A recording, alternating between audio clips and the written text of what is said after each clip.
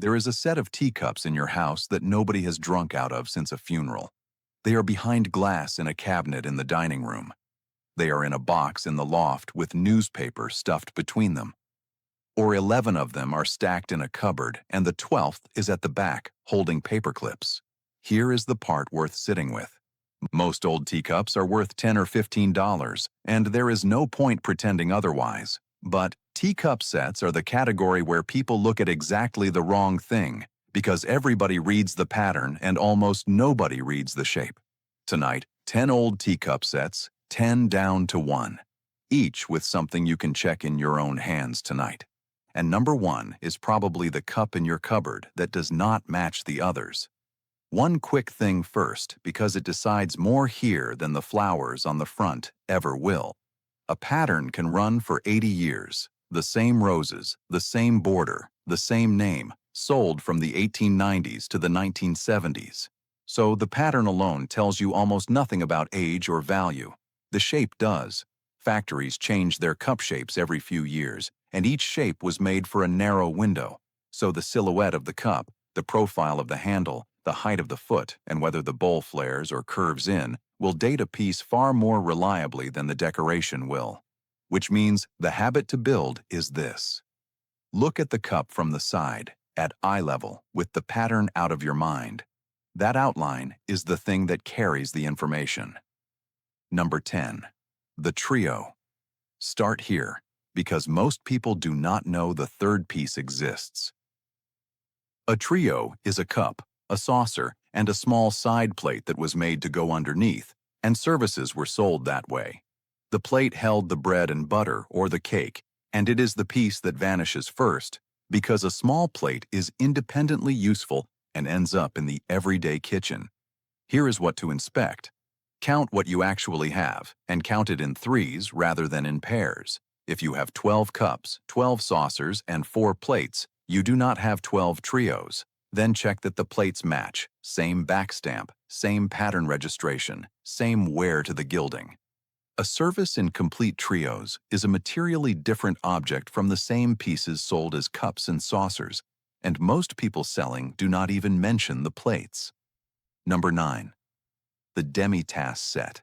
Very small cups, half the size of a teacup, usually with matching saucers, often in a set of 6 with a tiny coffee pot. People take them for a child's tea set or a decorative novelty. They are neither. Demi-tasse means half cup, and these were for strong coffee after dinner. They were made in smaller numbers than tea services because fewer households served coffee that way, and the small pieces were easy to break and lose. Compare the cup against a teacup from the same cabinet. A genuine demi-tasse is correctly proportioned in miniature, with a handle sized for 1 finger and a foot properly balanced for the body. A toy or novelty set tends to look like a shrunken teacup with a handle too large for it, and the potting is noticeably thicker and clumsier. Number 8. The Harlequin set. 6 cups, 6 saucers, and every single one a different color or a different pattern. It looks like somebody assembled it from oddments over the years. Very often, nobody did. Harlequin sets were sold that way deliberately, particularly from the 1920s onward, and they were a fashionable thing to own. The mismatch is the design. Look at the back stamps rather than the colors. On a genuine Harlequin set, the marks on all 6 will be the same maker and usually the same period. The shape of every cup will be identical, and only the decoration varies.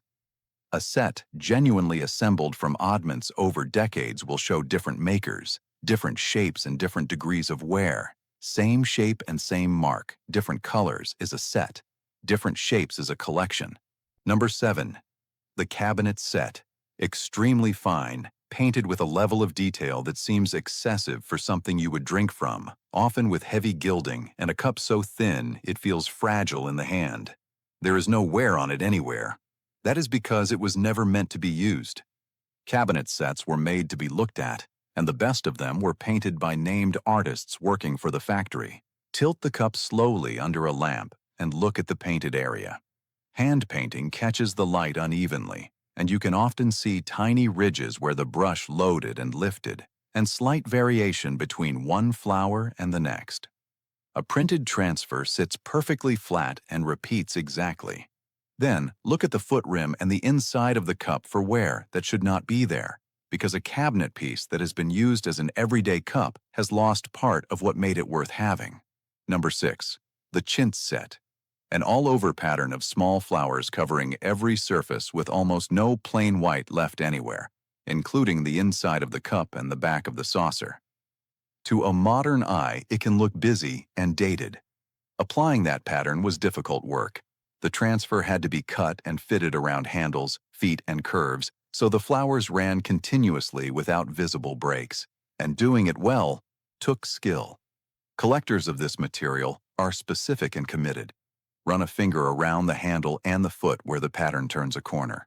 On well-made chintz, the pattern matches across the join with the flowers continuing correctly, and there is no obvious white seam. Poorly fitted work shows breaks, overlaps, and mismatched flowers exactly at those awkward points. Then check the inside of the cup, because some patterns cover it and some do not, and knowing which version you have matters. Number 5. The luster set. An iridescent surface that shifts color as it turns, often deep blue or mother of pearl, sometimes with painted decoration over the top. When it goes dull under years of dust, people assume it is cheap. The iridescence is a metallic glaze, and it is the entire value of the piece. It is also fragile in a way people do not expect. Here is the part that costs people money. Do not scrub it and do not put it in a dishwasher. That surface can be worn away permanently by abrasive cleaning and by dishwasher detergent, and once it is gone, it does not come back. To check what you have, turn the cup slowly under a lamp and look for a shifting oil-on-water color change across the glaze. Even deep iridescence with painted work over the top is the good end. A thin, patchy shimmer is usually the cheap end, or a good piece that somebody has already scoured. Number 4. The eggshell set. Cups so thin you can see the shadow of your fingers through the wall. Usually Japanese, often with delicate hand-painted decoration, and sometimes a face molded faintly into the bottom of the cup that only appears when you hold it to the light. People assume that thin means cheap and that Japanese means mass-produced, and both assumptions cost money here. Producing porcelain that thin without collapsing it was difficult, and the survival rate is poor because the cups chip if you look at them wrong. Hold a cup up to a bare bulb in a dark room and look at the wall of it. Genuine eggshell is translucent enough to show the shadow of your fingers clearly through the body. Then look into the bottom of the cup while it is lit from behind, because a faint molded portrait appearing there identifies a particular kind of piece that people routinely miss entirely. Then run a fingertip round the rim, slowly, because chips on eggshell are small, sharp, and very easy to overlook. Number 3. The set that is not a set. Now, the honest one, because this disappoints somebody every week. A great many services that look complete are marriages, assembled from 2 or more different sources over the years by a family or by a dealer, and once you know how to see it, you cannot stop seeing it. Line every piece up on a table in a row rather than stacking them. You are looking for cups of slightly different height, handles with a different profile, gilding worn to different degrees, and whites that do not quite match under daylight.